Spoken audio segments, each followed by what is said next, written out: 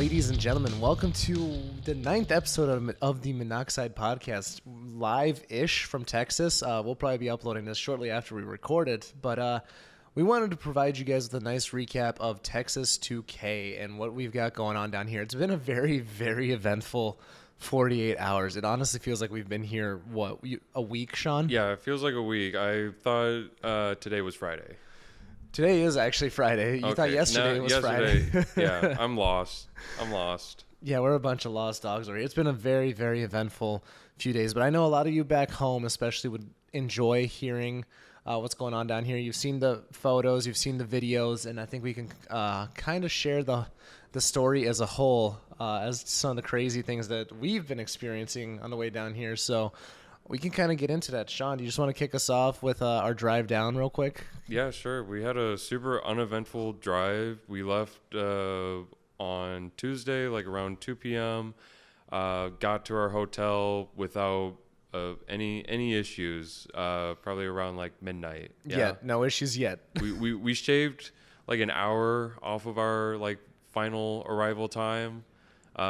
Did we get to stop at a Buc-ee's on that day, or was it the next day? That was the next day. So yeah, the first day was pretty. Buc-ee's. Yeah, it was uneventful. On the way down to Muskogee, where we stayed, we met up with a local Minnesotan down there. He had his Hellcat down there. It was a good time, but yeah, pretty chill. Then we went down to Houston. We hit Buc-ee's.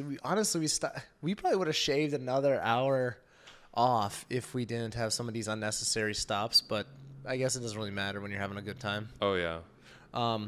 But yeah, it's kind of awesome. We had the people were waving us down. They loved seeing the welds on the back of the Durango, strapped. Oh my gosh, the amount of people that you just kept like seeing driving by, or we'd pass them. They'd be like, "Oh, that's cool, Hellcat Durango," and then they'd see the back end with the hitch carrier with the welds on it, and then their faces went from like, oh, that's cool, to like excited. They'd be pointing like, "Whoa!" Like, dude. We saw people like that were trailering, like, for example, like there was a big group of Mustangs that we passed on the way down here. They all had welds on the back of their cars, and we literally passed them, and I'd see in the rearview mirror, like the people would be freaking out, like they'd be like, "Oh, cool, it's a Durango." And you see the expression in their face, be like, "Bro, like that's insane." Yeah, they went from from 10 to 11 real quick. Yeah.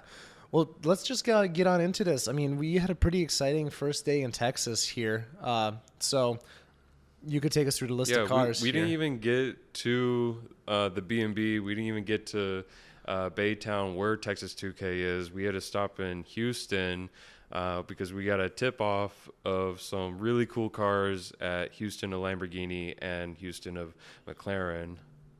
Yeah, no, so we've been seeing, honestly, pretty dog photos over social media. Like, people were just posting phone pics over at specifically Houston Lamborghini. A lot of people saw, and this is a really sweet list of cars here that we got to check out in person. Sean's personal favorite, the Elva. We didn't get to see it because it was under the wrap. Yeah, we didn't get to see it in person, but we got to see it under the wrap. Well, it's kind of like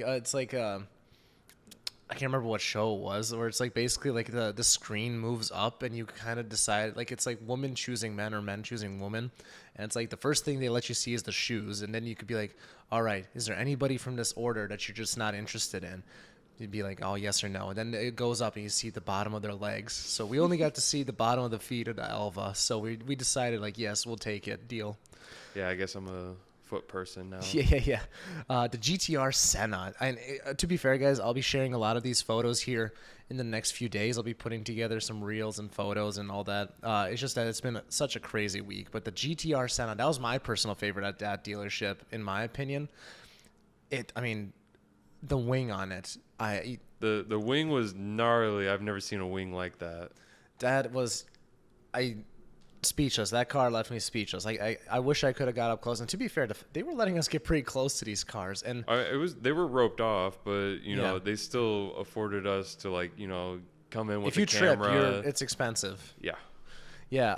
And before we continue on with this list, Mohammed, or Mo is what he went by at Lamborghini. He was the manager. He came right up to us. Really nice guy. He looked dead tired in the eyes. He must have had a long day. But the fact that he came up and was like, "Dude, walk around." I mean, It was really sweet. I mean, the first thing that we saw in this store was a yellow Countach, the new Countach. So that was really cool. Yeah, you shared the story about how Minnesota got the first one. Yeah, I had to flex a little bit Yeah, that us Minnesotans know what's up. So that was pretty sweet. But yeah, next to the GTR Senna was the Speedtail. That was really cool to see it in person. It was really long, and we like long things on this podcast.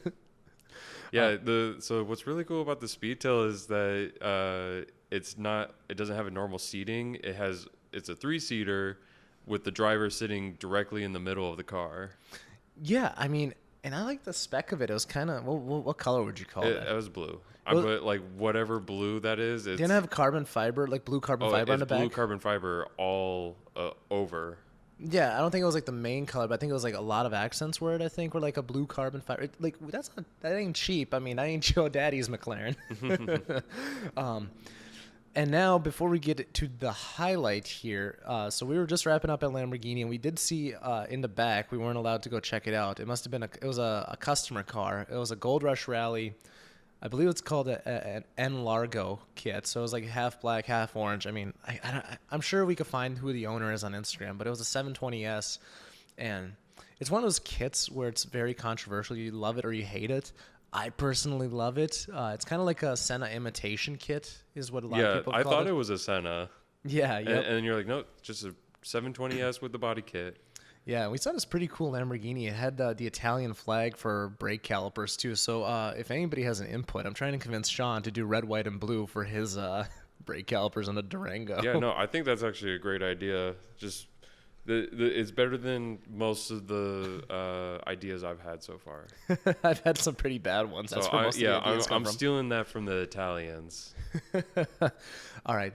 This is the coolest part, though. I think you would agree. So we went over to Mclaren right across the street. This is their sister store. And Sean, I think you saw your first 765 LT as well, right? Yeah, up close where I could actually view it to its full glory, where it didn't just drive right by me on the highway going like 100 miles an hour. Like there's, just the coolest, one of the coolest McLarens. But they had another McLaren there that was probably worlds beyond what most people know of. It's a 720S GT3X McLaren. It's one of 15 in the world. Costs 1.1 mil. If anybody's interested, just let them know that Harris and Sean referred you, and Yeah. we'll get a little kickback for that, and we'd really appreciate that. I'll give you a kickback for the kickback too as well. So, no, this thing was insane. So we were talking to Paul over there. He was the salesperson over there. Really cool. First of all, I literally had to go. Paul was the highlight of the day. 100%. I had to go. I left a review immediately. I don't leave reviews. I've done 3 in my life just because I'm lazy and I have to log in and all that. But I went in there and I gave a review because the level of energy this guy gave was refreshing. So we told him we were from Minnesota and we were chatting for a bit. And we were like, all right, we're going to head out. And he's like, hold up. Like, something along those lines. And he's like, I got something in the back for you guys to see. He saw that we weren't just regular car spotters. Like we're grown-ass men looking for a good time, I guess. So he takes us in the back. We're checking out and there's some customer cars, pretty cool. But we see this thing, the 720S GT3X. And he's like, do you know what that is? And I'll be honest with you, sir. I got no clue. And I typically, I'm not this, I'm not the most educated in the car world by any means, but You're pretty well versed on like what's out there. You would think I am, but this was one of those things. I had no clue. It looked like a 720, but it had almost like a wide body kit, kind of like it just. Well, it's a GT3 car. Correct. Yeah. So the story with this car, and it was one of 15 in the world, is that he literally said it's a piece of furniture. Yeah, that's his words. It's a piece of furniture because you can't drive it on the road. It's not street legal. You can't even take it to like a sanctioned track event just because it's basically a cheat code for the track. It is a cheat code for the track. So I actually looked into this and I was looking at the Top Gear review here. And it said the car is basically a monster, worthless, but a monster because, again, so typical GT3 cars are around like 500 horsepower, give or take 50. I might be off there a little bit. This thing's north of 700. So obviously you can't compete at GT3 events because, well, It would just smoke everyone. it would smoke everyone, and there's regulations and rules, of course. So it's not street legal, but it's also a fun fact about the store, by the way, is that it's one of the F1 stores or whatever. So that they're one of the dealerships that you would order GT3 cars through. So I was talking to Paul about that for a little bit, so that was really neat. So yeah, this car, it's like, it's more of a toy, but you can't take it, like Sean here said, you can't really take it to any sanctioned events, which is a little unfortunate, but at the same time, like, if you're looking for a driver's experience, that car looked mean and raw. Like, I was reading the reviews on it from Top Gear specifically. You're just sweaty when you get out. Like, that car, it's a handful. If anything, it's probably like almost like a GT2 RS on steroids. Like, I remember watching Chris Harris drive the GT2 RS on YouTube, and he was just like scared to drive the car. I can't imagine this is much different, especially having driven a 570, and that was squirrely enough for me. So I think let's open up this list, because this is one of those episodes where we have to be organized. Yeah. So yeah, that was us coming into town. We got ourselves settled in. Yeah, we really just spiked our heart rates like in the first hour of being here, and we're already like starstruck. Yeah. So And we're moving on. We showed up to Texas 2K, where now we get to watch the Elite 8, the 8 fastest cars of the event. yeah, so we watched the entire event, but the biggest thing for us was the Elite 8, because so us being from Minnesota, Nth Moto is our hometown hero. I mean, we have other. Yeah, we're even from Shakopee. Yeah, literally, like I at night when I go to sleep, I can sometimes hear Nth Moto cars testing. The other hometown hero that we have is Ratified. Oh, look, a Charger on welds just drove by us. Our Airbnb is right on the highway, by the way. It's been hard to sleep. Not really, but it is pretty loud. But yeah, them being the hometown heroes, we obviously wanted to see Kratos run, and that was amazing. So we definitely watched that. But let's see. We missed some of the qualifying because we did get caught up in Houston. in Houston. We were like, we'll spend like 15 minutes tops. That's what we said. Looking at the cars at the dealership, and we were just, awestruck. We had to spend more time there. So It was ridiculous. We literally went in there. We missed some of the qualifying for the Elite 8, but we made it for the important part, eliminations. Correct. Yep. So here's the wild thing, and again, I can't imagine a large number of you aren't keeping up with Texas 2K, but in case you aren't, Kratos was the only Viper to qualify. And it does raise questions why. Like, why is there only one Viper? And we don't have to get into the specifics there, obviously. But that said, the numbers that it put up proved that last year wasn't a fluke. So Kratos is the fastest rear-wheel drive qualifier of all time at Texas 2K. Last year did 225, and that was on a longer track. So this year the track was 250 feet shorter, which brings me to my next point, the winner, which was Billy's GTR, aka Ricky Bobby, built by T1, and that fucking thing ran 237.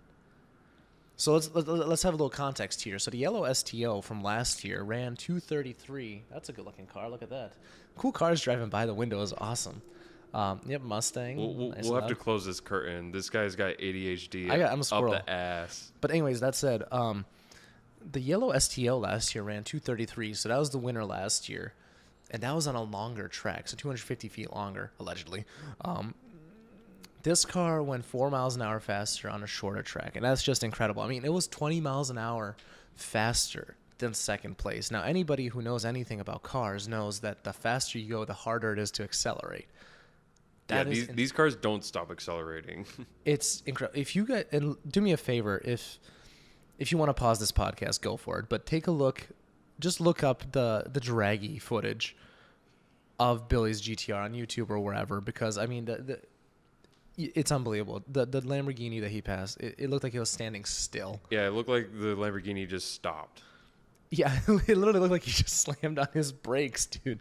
So that was really cool to see. And it is awesome to see that the only rear-wheel drive car from Minnesota, the Viper, still held its own. I mean, it made it to the semifinals. And yeah, it was a little bit of a shame. It was, it wasn't like he went out in a blaze of glory. Kind of, it was more like he fizzled out at the end. But I'd actually disagree with you there. It's not necessarily that they fizzled out. It's the fact that who won was just that fucking good. Like, because everybody was around that, 215, 216, 217 mile an hour. And that's where Kratos was. It was like 217, 216 or whatever it was. It's just that GTR is that incredible, and they are that is a top-notch shop too as well. They know what they're doing, so that was really cool. So I think that kind of covers the Elite 8. Would you say? Is there anything I missed there? No, I'm shaking my head no. Shaking my head no, yeah. So we enjoyed that. That was the biggest thing. And actually, I did miss one thing here, is that Kratos is here to drag race. It wasn't necessarily here to road race. Yeah, apparently he's set up for drag racing. He's got the chassis or whatever the case is, tuned for that, not for... Yeah. So I think that one is like... It's interesting. That was their intention. They were set up. Whatever the specifics are there, who knows? But yeah, it's going to be interesting to see how they perform on a drag race, because that was a fast car when they tested. I think it was FL2K. But up next, though, we wanted to go check out some meets. Do you want to complain about this? Yeah. So he got invited, or he found a meet. It was just called the pre-meet for Texas 2K. Yeah, the big pre-meet of Texas 2K. So, but this is the first car meet that I've been to in many months, since probably the fall. And it was a blast. A blast. Like the quality of the cars here in Texas is unlike any other. We were, I wouldn't say like blown away, but the cars and the quality of the builds, everything was either supercharged, twin turboed, just got nasty cams in them. Like, it wasn't like a parking lot full of Subarus. It was a parking lot full of Fords. Yeah, I mean, Jesus, guys. I mean, we went to the Ford dealership down here in Texas. Yeah, I mean, every parking lot down here is a Ford dealership. Seriously, I mean, it was ridiculous how many Fords were at Mustang, on Paul Mustang. I mean, we probably saw 150 Mustangs at that show, dude. Yeah. Like maybe 100 if I had to lowball it. But again, a lot of them, I mean, when you look at these cars, and maybe some of them are for style, but I'd imagine most of them are making enough mustard to justify those. Well, 100%. At least half of them are running, like, big tires, like drag radials, and they just drive around on those. Like, yeah. I've never, I mean, maybe I've seen like one or two in Minnesota, but that's just unheard of. Like the amount of money these people drop on like just the wheels and tires, the engines. These guys know how to party. Yeah, I mean, it was ridiculous. I couldn't believe it. And the amount of red Corvettes that I saw without hoods was kind of hilarious. Just having these insane setups. But so yeah, the quality of builds here. I mean, we saw a lot of Evos. A lot of cool cars came by. Some exotics, sure. I mean, not honestly on the exotics level. I think at least at this particular meet, if you compare it to like Minnesota, like at least at this exact meet, like it was kind of similar. Now, granted, what we went to the following night, different animal. Mm-hmm. But yeah, as for this meet, it was pretty solid. We'll get into the Durango in a second, but it was a good time. The only thing Sean and I didn't really have fun with was the two-step competition. We were expecting that to be a little better. Yeah, so that was like one of the advertised selling points of the meet. And also we had to pay $20 to get into this thing each. $20 each. Yeah, it was expensive. And I mean, like, we didn't eat any of the food that they had for the vendors. We didn't like they were playing music, but it was cool.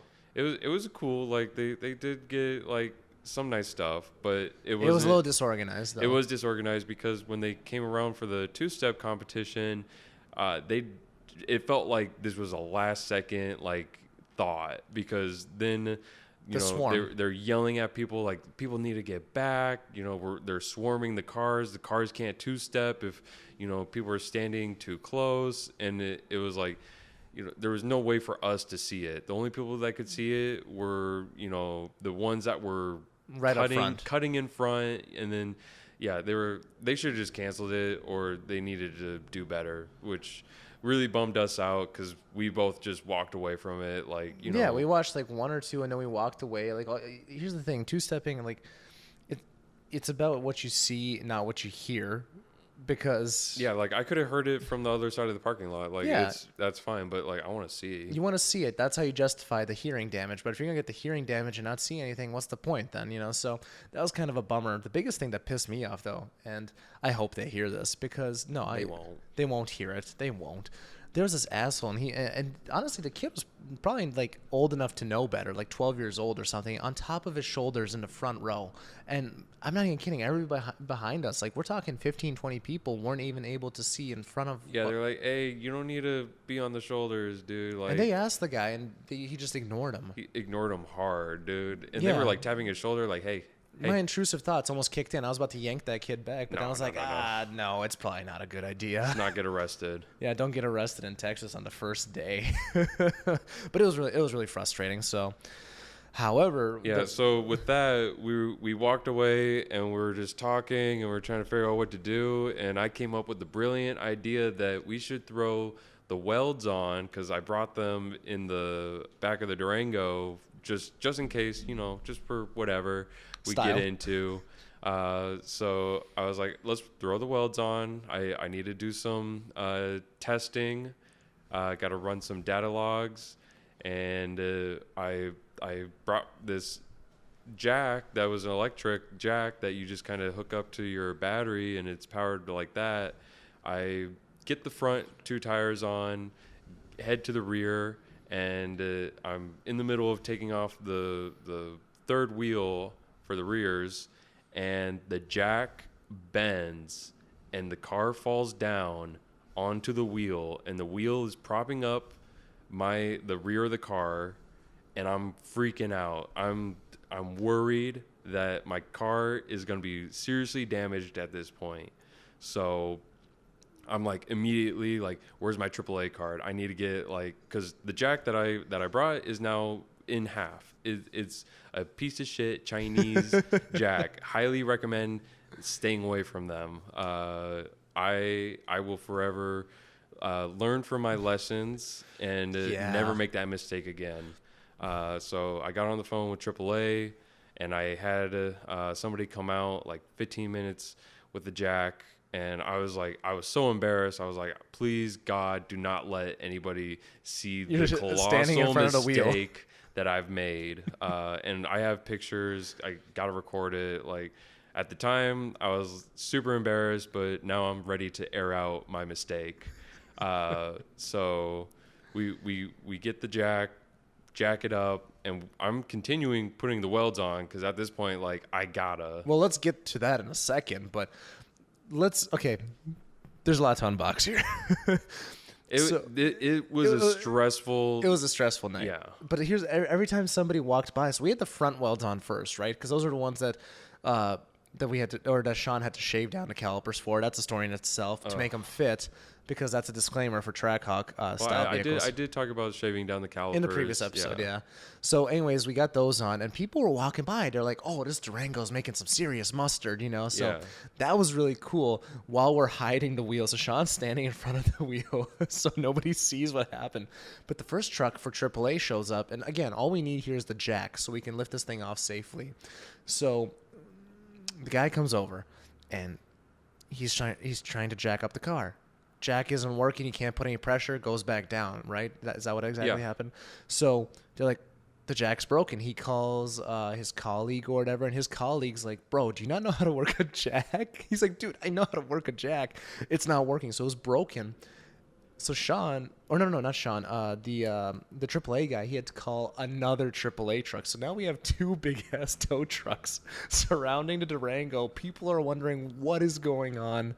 Yeah, I'm surprised there wasn't a crowd of people coming over, because I feel like usually when that happens, like, people are like curious, like, hey, what's going on over there? We had a few come by, but I was surprised with how few people came over. Like, I was just like, dude, we're about to get famous. I thought we were about to get mobbed and people were gonna have their cameras out and they're gonna go, "Oh, like the Durango got dropped," like, and I was about to be on like Texas 2K like reels or something. You know, it's not too late. I could send that in to a few people because I was videoing the whole thing because like me and Sean, we were hysterical, right? Because we're just like, No, I was hysterical. I joined into hysteria after the jack was broken. I was like, no way. Like, what are the odds that the AAA guy shows up with a broken jack? So it's like, oh man, everything was falling apart. But anyways, we were like, all right, we finished the job. We get the welds on. And then both AAA guys, you know, they're having a blast. They're like, "Oh man, is it a Hellcat?" Yeah. You know, I had to do it for them, and I just popped the engine and let them hear it, and they got a kick out of it and just really enjoyed it. And that's what's been really fun about the Durangos. People have been enjoying it a lot, giving me lots of compliments, and so far it's been one of the most unique cars. Probably not one of the most unique builds, but definitely one of the more unique. we're the only Hellcat Durango down here, dude. I mean, No, people are. I saw one other one at the meet. Yeah, I mean, it's surprisingly, and people forget that they even exist. You know, because only how many were made? Like 3,000. 3,000 of them But were now made. they're coming out with the 2023s. I don't know what the production numbers for those are going to be. Nonetheless, even by the time the 23s come out, you know, which eventually will be the case, but as of right now, there's less of those than there is demons on the road, which is kind of crazy to think about. Yeah, I've seen more demons out here than Hellcat Durangos. And you know, everything's bigger in Texas. But at the same time, they don't really need all-wheel drive down here too, so that helps. But so anyways, the tow truck guys leave. We got the welds on. We're like, all right, cool. Let's just go across the parking lot, make sure everything's good. And fun fact, when the car dropped, nothing really broke except the trim piece popped off. And so, basically, what the rear was like resting on the wheel. That was the only thing keeping the car up on that end. Yep. So we got away with no damage.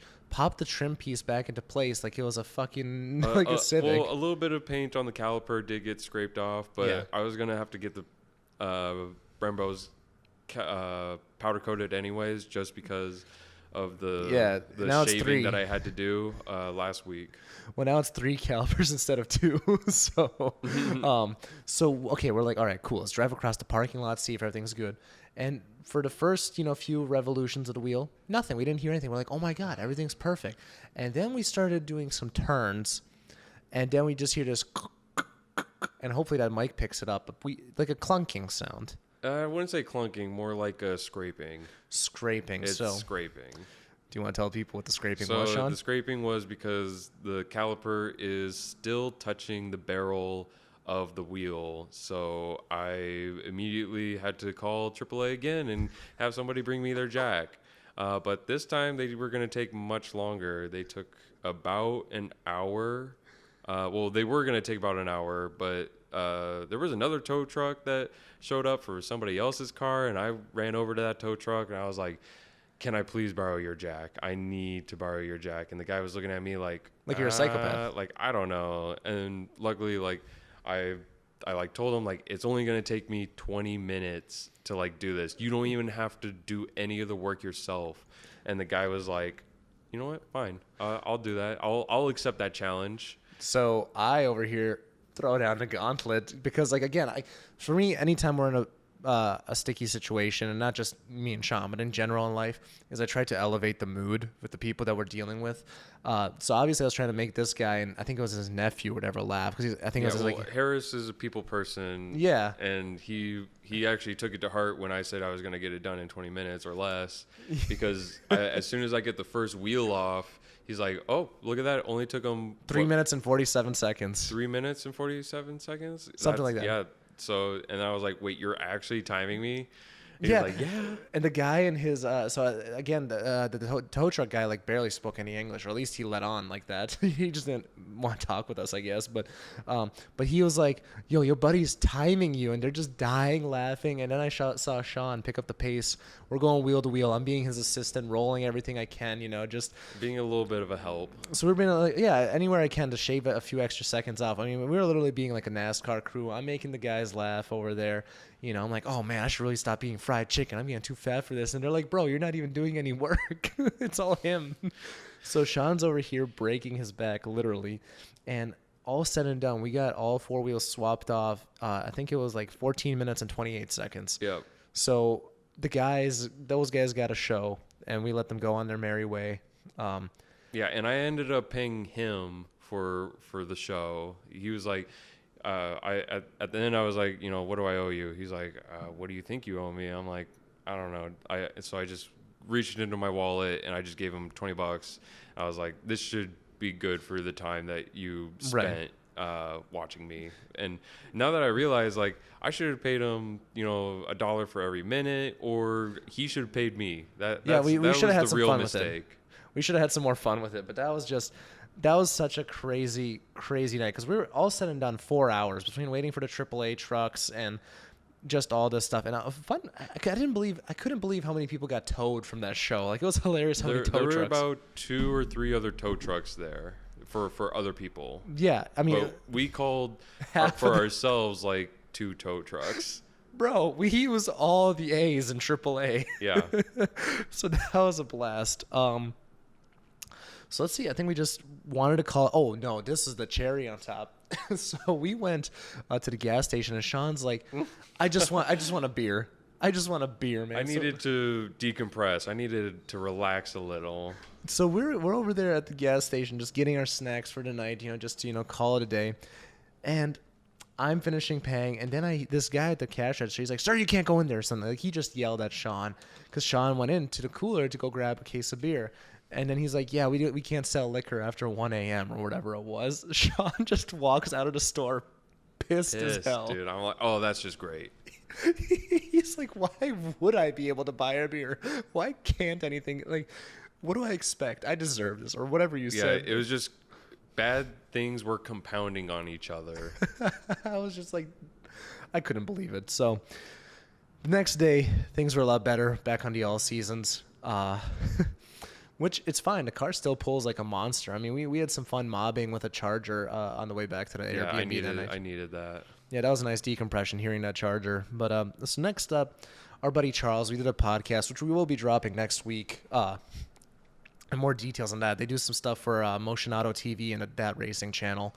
They do a lot of stuff for those guys. They're currently out here in Texas doing some content for ETS. So that crew of guys, they were a blast to be with. So be on the lookout for that episode, because that was a really, really good time. But they gave us the tip on a few events. So we went to the Eurocharged Houston event, where yours truly was scammed. Should we just start off with that? Yeah, dude. So out here they have Hot Wheel vendors. People will set up little booths and they'll sell their private collection of Hot Wheel cars. Yeah, like Pokemon cards out here, dude. Like, it's really cool. So we actually checked one out at Eurocharged, and I shouldn't say scammed. I probably should have done more research on my own. And to be fair, I still have to. But I picked up 4 Fast and Furious Hot Wheels that were worth quite a bit. I mean, we're looking at about $60, $70 on like eBay and such. So I overpaid a little bit, but I also know that I'll do one of two things. I'll either hold on to them and resell them at a future date, or most likely I'll probably just give them away through one of the Monoxide channels, because they are very, very cool and collectible. We're talking about the R34s from Fast and Furious, early on. The Mitsubishi Eclipse. Yep. What were the other ones? The Silvia? Yeah, there's a Silvia on there too. So a lot of really cool stuff. And then Sean picked up 2 Elvas. Because I absolutely fell in love with it. Yeah, so it's really cool to see. And there is a market for this stuff too, so I don't feel too bad about it. But I do wish I haggled. I know I could have haggled a little bit more. But either way, it's whatever. I don't have to pay shipping, I guess. We'll just chalk it up to that. The dyno event, or before we get to the dyno event, we got to talk about some of the cool cars we saw there. I think the coolest. Oh, you saw a car that you didn't even know about that was on your bucket list. Yeah, that car there was a Brabus AMG. Which AMG was that again? That was the GT63, but it's the Brabus Rocket. Yeah, the Brabus Rocket, and I'll be posting photos, videos of this rather, soon as well, because the amount of forged carbon on this car and the attention to the seats. So this car was like almost like a Nardo gray looking color, whatever Mercedes variant of that is, and the inside seats were like teal. Yep. Like it was a very, very cool car. It was very well done. My first ever Brabus, too, I'm pretty sure. And your first Brabus, yeah. I think that's what it was. So That was one of the cool cars. What else was there? Was anything super special? Not at that meet. Well, I mean, like it was your cool. GTR, AMG, Yeah, typical German awesome Urus. stuff. Yeah, just typical stuff. But the 720S that they had was parked on their dyno, and that was insane. Yeah, they had a lot of strap-ons. I mean, straps on. Because, dude, in the comments on my TikTok, which some of you may have seen, or my Instagram, they probably had like no less than like 10 straps on the rear of that car. Oh, they were making sure that thing didn't go anywhere. Yeah, that thing was gnarly. So they did a dyno. So it's interesting. So it was a 720S, but it had a triple exhaust. So it had the 2 rear exhausts, and then 1 top-facing one. It was very, very cool. I haven't seen that on 720S, but yeah, the flames it was spitting was fantastic. Again, I really recommend you watch the videos I've posted, and it's in 4K because I'm a grown man. It was very, very cool to see that dyno, and it wasn't like they were doing full pulls. It was more of like a showy thing. Oh yeah, they would just like rev it up, maybe 7,000, and then let it go, and then it would downshift, and that's when the fire would exit the exhaust. No, so actually I was curious on that. So some cars, and it depends on how cars are tuned and how much unburned fuel there is and all that fun stuff, but some cars spit flames on the upshift. I didn't see that at all in the 720, and even on the downshift, it wouldn't spit a flame right away. It's like when it hits a certain RPM, it starts just dumping it. It's kind of what I've noticed on that. It was really, yeah. It's, if you watch the video, you can kind of see like it's like going down, and then it pops. I don't know. It was really interesting. But yeah, that was the Eurocharged event. And then literally like 7-8 minutes up the street, there was an underground racing event. I'm not entirely sure who hosted it. I think it might have been Underground Racing because there was a lot of underground racing cars there. Yeah, a lot of UGR, twin turbo Lambos, R8s, everything that they put their hands on. Dude, and it was something. I mean, there was a lot of really sweet cars. They had 2 like 2005 Ford GTs or that generation, a newer one as well, and those were the cars that were roped off. What was that GTR, the white GTR next to the R8? That was like that was the R34 M spec Nürburgring edition. That's like a $200,000+ car. That's what my brother said. And somebody said that it might have been even more than that. Like it very well could be, depending on mileage and other factors, if it's a version 1, version 2, but yeah, it could very well be like a $400,000 car too. Just nutty. But I think we have to talk about the star of the show for us at least. My personal favorite was the twin turbo Gen 2 R8 that had a gated 6-speed conversion put in it. That's something that I've never seen before and would have never thought of, but I absolutely fell in love with it when I heard that there was a Gen 2 with the gated 6-speed. I was like, what? No way. Yeah, I think it was the kid that told us about this, like this local or some guy that came to town. A local that we saw at the pre-meet. We then saw at the underground racing event. Yeah. He was like you got to check this out. And we're like, okay, we got to check this out. Yeah, I think his name was like Daniel. Or whatever. Yeah, Daniel. Thank you for showing us and being so kind. That's also something else that we've noticed are the people out here are some of the like sweetest people. We've had a blast meeting them and talking to them. I think so.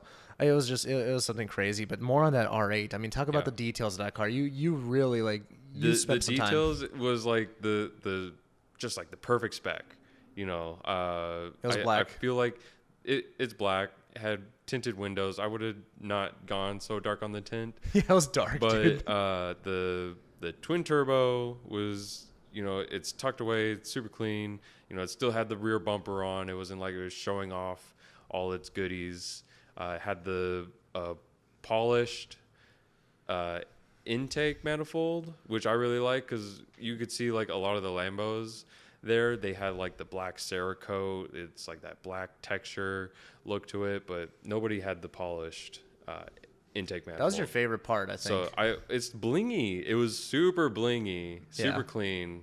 And then just the gated 6-speed, man, like that's also just super awesome. Like they had to put a clutch in it, the whole manual, The swap kit for that must have been one of a kind. 100%. I mean, that's like putting a Scuderia, like a manual, like a Ferrari manual into an SF90 or something. Not necessarily to that extent, but the level of absurdity. Guts, yeah, the guts of this client to go, can you do this? And UGR it might not even been UGR that did it. I think it was. If they did do it, then kudos. You have my everlasting love and appreciation for doing it. So cool. We switched over to spectating then a little bit after the show. We were talking with some friends down here, and watching the cars leave. I mean, when you hear twin turbo Lambos, just go from a dig and just send it. Actually, the R8s were sending it a little bit harder, but it's neither here nor there. The Mustangs are the loudest. Those hurt. Those really hurt. Keeping a few steps back, but I think one of the the amount of cops was insane. I mean, we saw no less than 20 cars. And we saw, I think, like 5 cars pulled over in one spot with the lights on. And was there somebody there when those cops were pulled over? Like there was like 5 of them all in a group. Oh yeah, there was somebody over there. They were definitely getting arrested. Dude, it was gnarly. Like the amount, and the undercovers here are legit. It's like white on white vinyl, black on black, like color shift vinyl. Like it's nuts.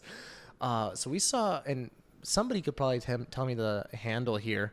It's a C5 Corvette, and I think it was like 5-spoke wheels, and this thing is slammed to the ground, but it's still a very fast car. I think somebody it was pro-charged. Was it? I think somebody told me it was like 600 wheel, and that number might be off. But so he sent it out of the meet, and he was he was one of the first ones to get pulled over. So he was about maybe 3/4 of a mile down, I'd say, and this cop is flying.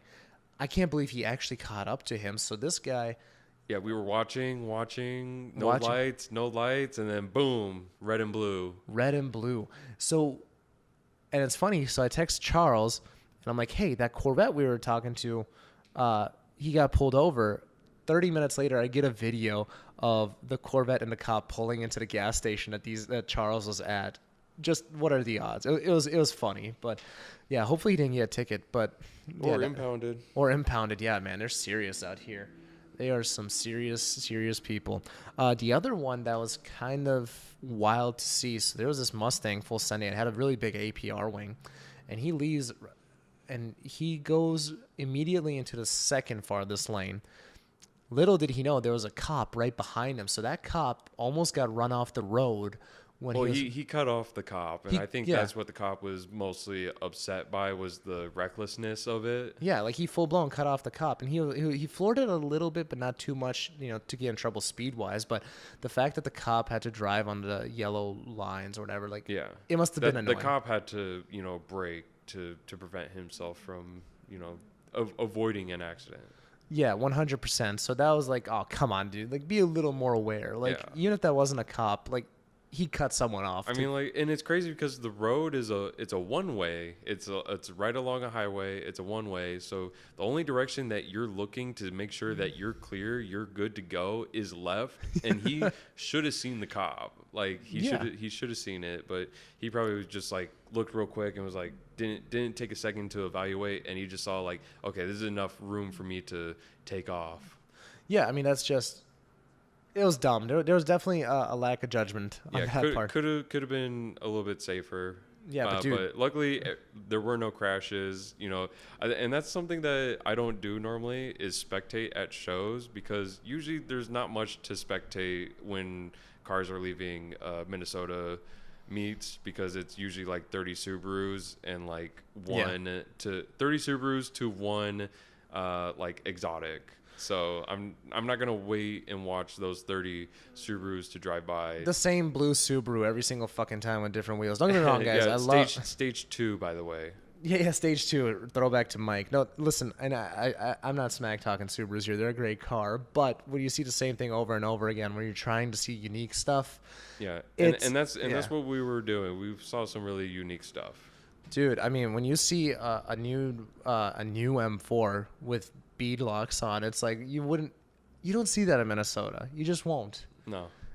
Maybe maybe down the line when there's a cheaper car, people think it's a bargain. But we're talking about somebody who bought this thing brand new and threw Yeah. welds on. Well, I don't even see people in Mustangs or Camaros or Hellcats showing up with beadlocks. We got Hellcats with beadlocks in Minnesota, a few of them, and then Dante's got his Camaro with beadlocks, I think, but not nearly as much as down here. Yeah, out here it's literally like you're not running shit if you don't have beadlocks. And we've seen that on a few cars. We saw it on a BRZ. Didn't have beadlocks, but they had the big tire, the 17-inch or whatever 15-inch rear rim, and then they had a like 18-inch on the front to simulate that the bigger tire rear to the skinny tires in the front. And it's a look down here. Like people are wanting that from their aesthetics. Yeah, it's Fake Boy Friday all the way around. And it is Friday today, actually, so that makes sense. I think that's it for today's recap. We'll try to have another recap before we head back up to Minnesota. This was a lot longer than we thought it was going to be. I told Sean this is going to be 15 minutes. It's triple that. So, yeah, hopefully we caught everybody up to date from our perspective here. A lot of cool stuff in the works. We're going to see what the nightlife holds for us tonight. Looks like the sun's coming back out here. Follow us for more weather news. But yeah, I think that's what's next for us. We're going to try to hit the track to watch some of the drag racing and just keep talking to locals. I mean, the locals here have been very, very cool. But yeah, guys, thank you so much for tuning in, and then just keep up to date with what's coming up next. And if you do enjoy these, we really, really would appreciate the shares, because that's obviously how we grow this. And yeah, anything else you want to add, Sean? Yeah, I just want to say take it easy on me for dropping my Durango. Ka-chow. I make mistakes like everybody else. I would appreciate it if you took it easy on me. You could follow me on Instagram. It's 1MN Mopar. Yeah, I think we could add one more thing to that, actually, to the Durango story. So I honestly, and we noticed this when we were using the bigger jack from the one, the last tow truck. When we jacked it up, it also shifted again. So I think we came to the conclusion that it might be the jack point that's an issue, especially considering. No, I don't think it was a jack point. You don't think It was user operator error. I mean, potentially. I mean, who knows? I mean, that was also a shitty jack. I know. Trust me, I know. Yeah, so I won't be making that mistake again. Yeah, either way, you guys got a good story out of it, and we're having a blast down here in Texas otherwise. So thank you very much for tuning in, and see you next time. Yep, see you guys.